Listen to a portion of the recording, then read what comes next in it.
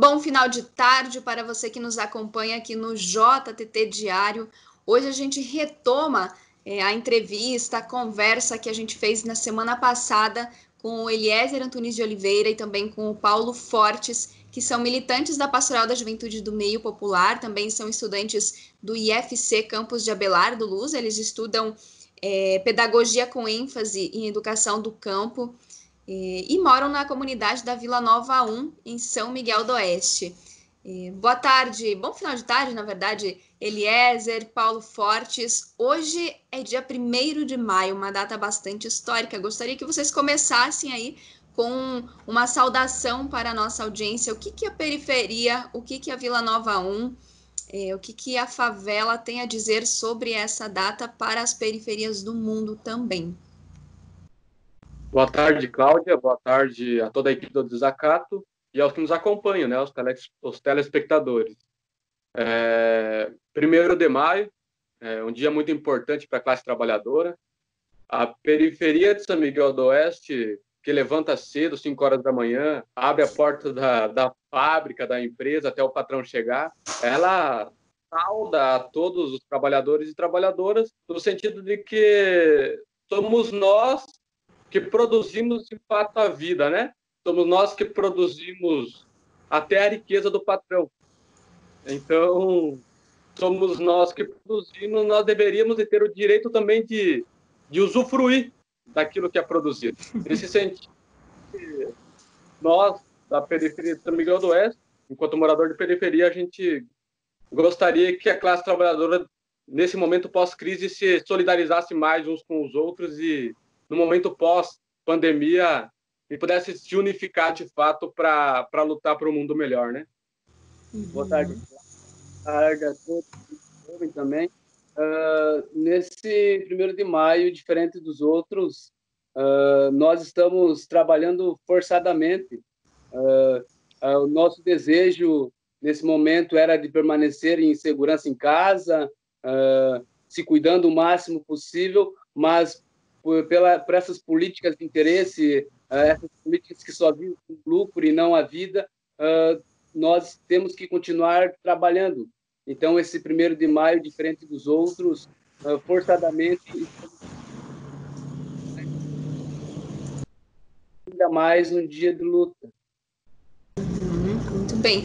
Eu acho que, nós estamos vivendo uma pandemia, estamos aí com um governo que é um governo genocida, um governo que é assassino, que está dizendo, e daí? Né, pisando em cima de vários corpos com as mãos sujas de sangue. Essa política que a gente conversava antes aqui nos bastidores da nossa entrevista é uma política que é indiferente. O que vocês também têm a dizer sobre isso, né? Sobre esse governo que hoje é representado pelo Jair Bolsonaro, mas que em outros momentos foram representados por outras pessoas e que a nível municipal, a nível mais local, também tem outros mitos que estão por aí. Então, o que vocês têm a dizer a respeito disso?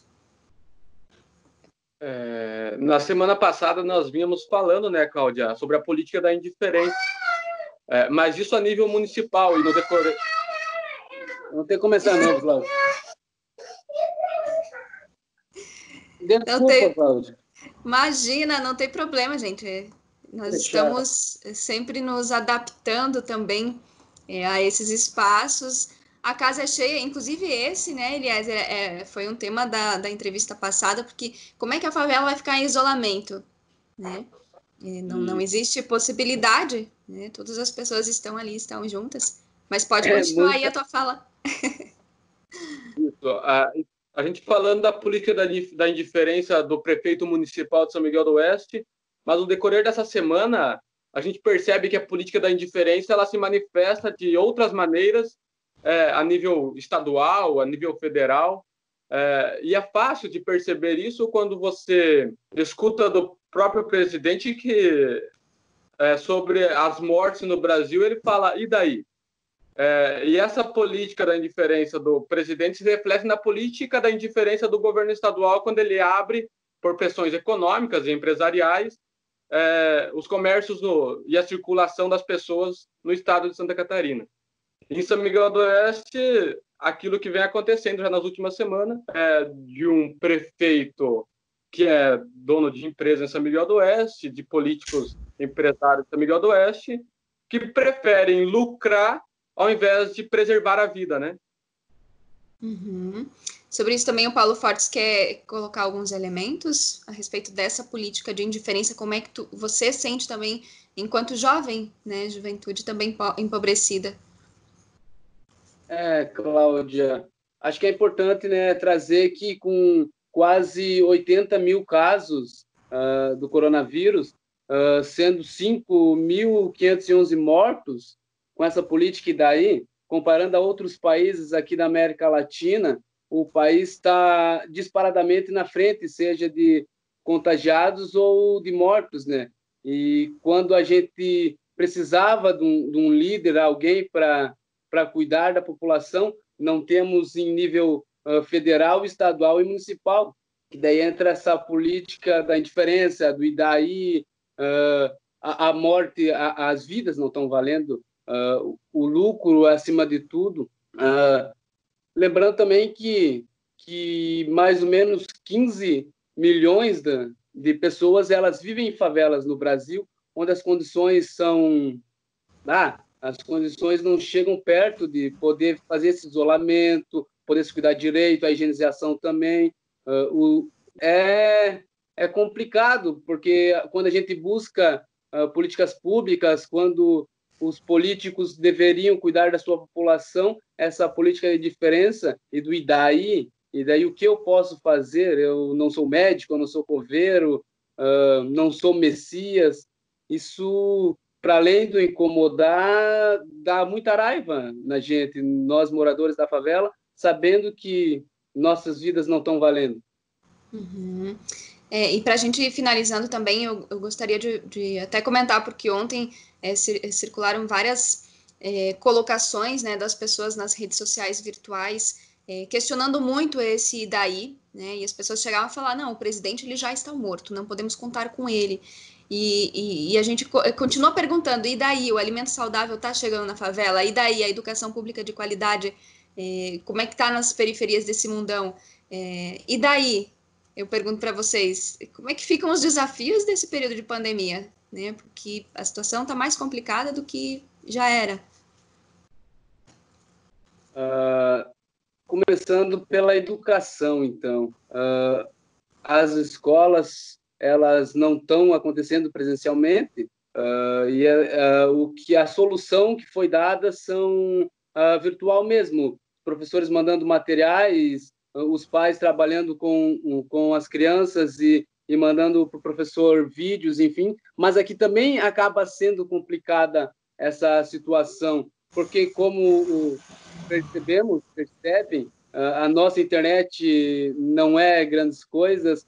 Quem tem ainda um grande avanço, os pais não sabem como também trabalhar isso com seus filhos, porque a maioria trabalha com um serviço pesado, esses trabalhos que o resto da população não faz, não aceita fazer, é o que sobra para a gente. Então, acabamos não tendo essa facilidade de saber lidar com as crianças na questão do estudo, como passar, e se conseguem passar, muitas vezes não tem como gravar ou como ter o acesso.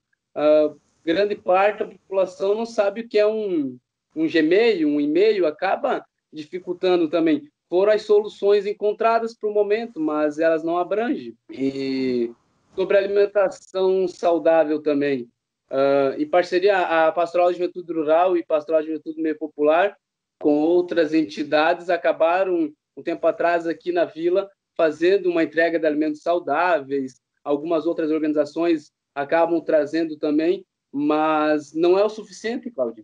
A caridade, a solidariedade não é o suficiente. Nesse momento, é fundamental políticas públicas, um governo municipal, estadual, federal, que se importa com seus cidadãos, com a vida dos seus.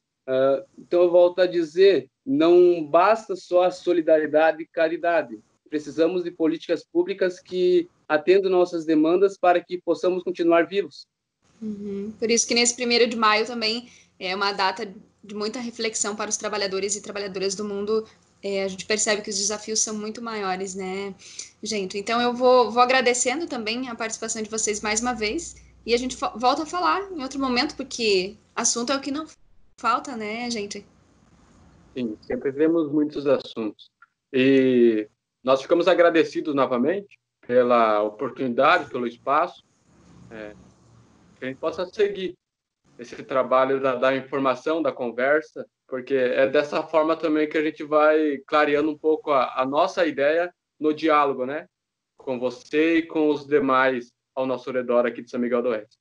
Agradecemos a oportunidade, em nome de toda a nossa comunidade aqui, agradecemos o espaço para poder estar falando também, porque nesse momento outras mídias não dão a oportunidade da favela se manifestar, muito menos pisar, nunca quase, para repassar nossos problemas, nossos anseios, ainda mais agora, né? Então, a comunidade agradece pelo espaço do Portal do Desacato e seguimos em luta. Seguimos em luta. E essas outras mídias nunca vão falar porque não é do interesse delas, né? Um beijo, gente. Obrigada, tá? Mais uma vez. Tchau, tchau.